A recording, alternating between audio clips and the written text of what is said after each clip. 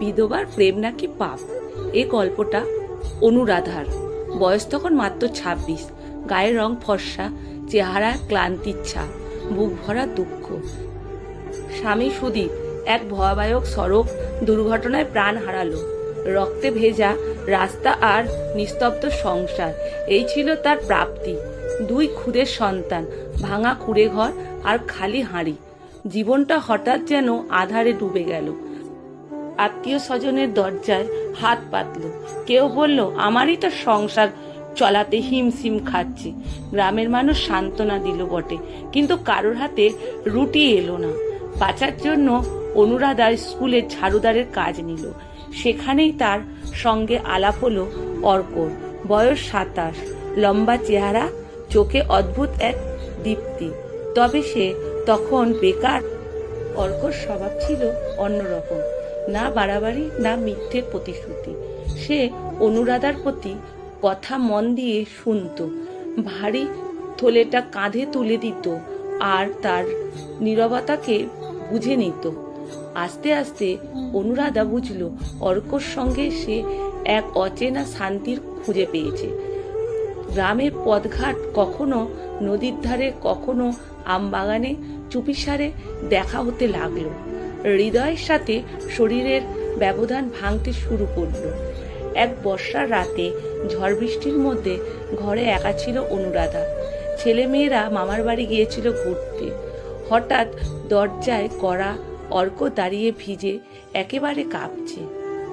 কোনো কথা নয়, অনুরাধা তার হাত শক্ত করে ধরল।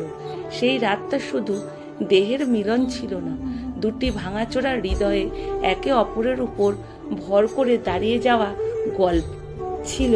তা এক অদ্ভুত তৃপ্তি। কিন্তু গ্রামের দেওয়ালেও কান আছে। কারো চোখে পড়ে গেল তাদের, আর পরের দিন সকালেই শুরু হলো ফিসফিসানি।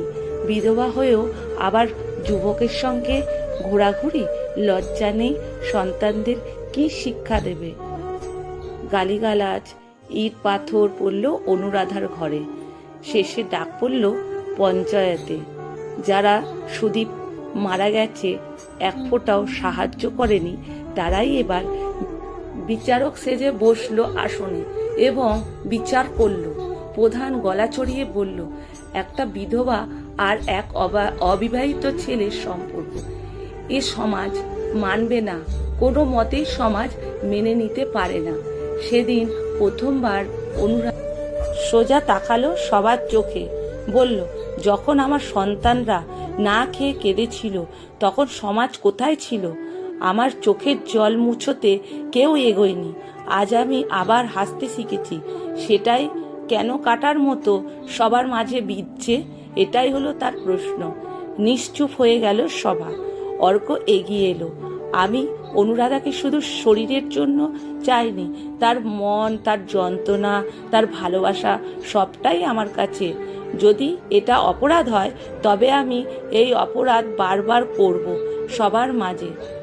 গ্রাম তখন ভাগ হয়ে গেল দুদিকে। একদল শুধু নারীর দেহ দেখলো, আর একদল তার মানসিকতার যন্ত্রণা বুঝতে পারল। দুদিক ভাগ হয়ে যাবার পর কিছুদিন পর অনুরাধা গ্রাম ছেড়ে শহরে চলে এলো। একটি স্কুলে কাজ পেল। অর্ক তার পাশে দাঁড়ালো। সন্তানদেরও পেল বাবার নাম। সবাই মিলে খুব আনন্দে এক জায়গায় থাকতে শুরু করলো। আজ কেউ জিজ্ঞেস করলে, তুমি কি বিধবা?